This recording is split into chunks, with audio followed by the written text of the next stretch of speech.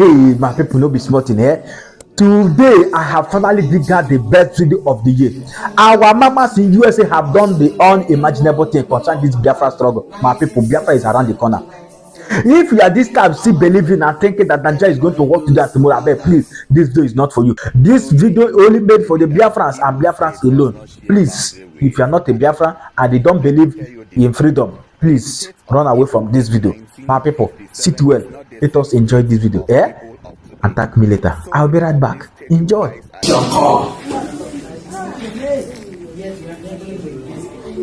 And the world watched.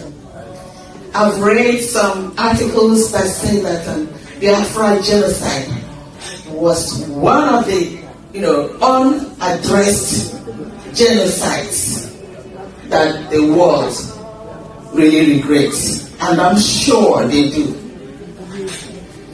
During that time, Finland, that is holding the true son of Biafra, Obatobie, saw it, the ancestors of the president of Finland, Alex Stubb. They were one of the people that said that what happened to Biafran children was something of inhumanity, great inhumanity.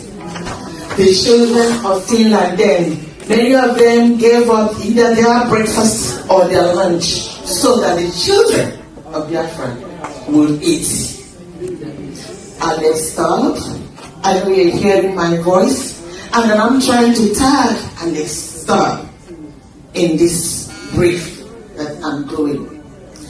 Alex Stubb, I'm sure your parents or your ancestors or your grandparents must have told you this story.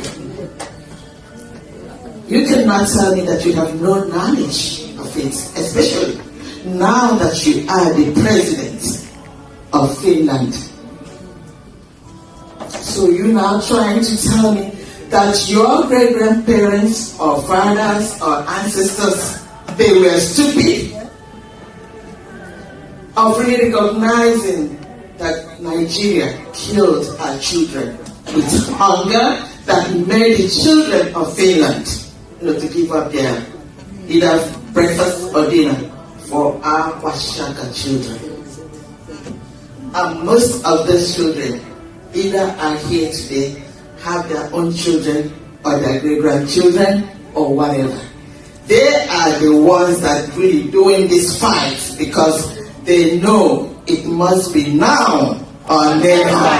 Yes. And that's why we say never again. That's the journey to this place here for us to open up Biafra Embassy. Yes. This is a great memorable time. What we all did today is for history, and it's going to be forever. Yes. Alex Stubb, your people fought for their freedom with Russia. Honorable DBN COS mentioned it in her brief here. Alex Stubb, you are holding the son of Biafra, the Prime Minister of the United States of Biafra, and you are charging him of terrorism, fighting for our freedom.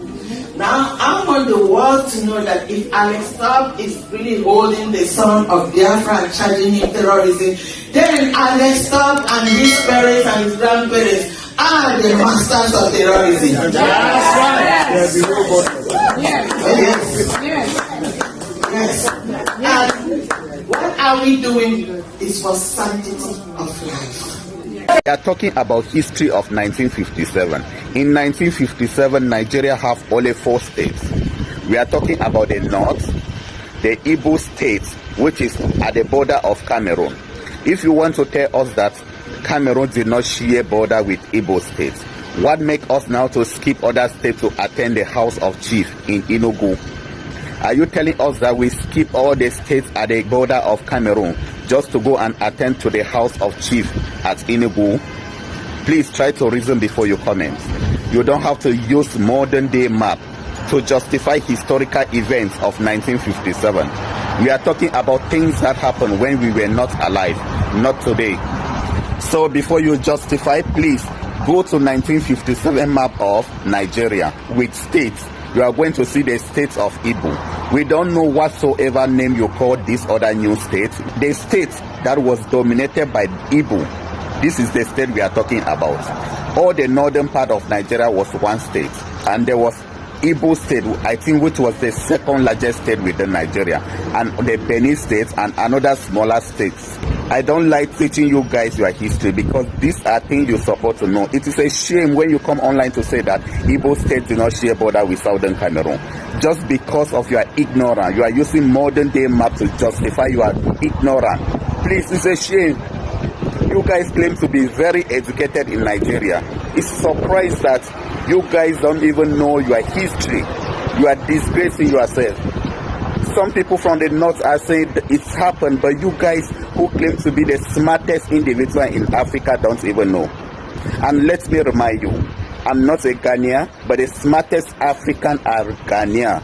To date, in history, the smartest African are Ghanaian, and to date, the smartest African are still Ghanaian. These are people who got their independence when we, Nigeria and Cameroon, were still colonized. We were still serving our master. What the leaders of Ghana saw in 1957, 1950, we did not see it. Some of us are still trying to even see it. They got their independence. They fought for Africa, and what they stood for, we Africans have not yet realized. We are still learning in history that Kwame Nkrumah stood for Africa. He fought for Africa. But when it comes to us having the knowledge to really defend Africa, Ghana are the smartest Africa. We should stop deceiving ourselves that Nigerians are the smartest Africa. How come? Are you drunk? How can you defend that Nigerians are the smartest Africa? What have Nigeria done to become the smartest Africa? Who have Nigeria fought for to defend in Africa? I read posts on social media where people are saying that Nigeria fought for Africa. What? Which country did Nigeria fought for in Africa? Ghana got their independence before Nigeria. Cameroon got their independence before Nigeria. Nigeria got their independence on the 1st of October 1960. When African leaders gathered together to look for the future of Africa, and Ghana said we should unite so that we can be stronger, Nigeria stood against Africa and said no, we should not unite because of their hunger for power. Even this Arab country, Egypt, stood for Africa. They said they should unite. But Nigeria said no, they should not unite because they wanted to lead. They wanted to enjoy power. So many of you are not ashamed to come online and lie to Africa that Nigeria stood for Africa. Nigeria has been fighting for Africa. Where has Nigeria been fighting for Africa? Nigerians are the smartest youth in Africa. That is a lie. How can you be smart and you have nothing to offer to Africa? The only smartest people that I know in Africa are the Ghanaians, the people who were the first black people to understand that we are under colonization. They got their independence while we Africans were still serving our master. Those are the smartest people in Africa. Even right today, Nigeria have the population of 230 million people. Go online. How many people are talking about Africa freedom? But go to social media, you are going to see thousands of Ghanaians talking about Africa freedom because Nigeria eyes have not opened that. The day they will lead to Africa freedom, the better Africa will be. So many Africans have said that the day Nigeria is going to be free, so many Africans are going to be free because Nigeria have the population, the economy and everything, but they have not yet realized that they have to lead. So many Nigeria thought they are calling the giants of Africa, mean they are in everything. When they call Nigeria the giants of Africa, it means you guys have the good economy and population. Mostly it is about population. Because before you guys were called the giants of Africa, why your economy was not good. It is about the population and that is all. So stop believing that the giants of Africa mean you lead Africa in everything. The only thing you have is population. When we are talking about development, you know yourself. What makes Nigeria on the world map is population, that is the first thing, music, the second thing, and movies. These are the three things that Nigeria leads in Africa. But any other thing, count Nigeria out of it. So that is what I want to say. Remember to give a like to this video. Bye-bye.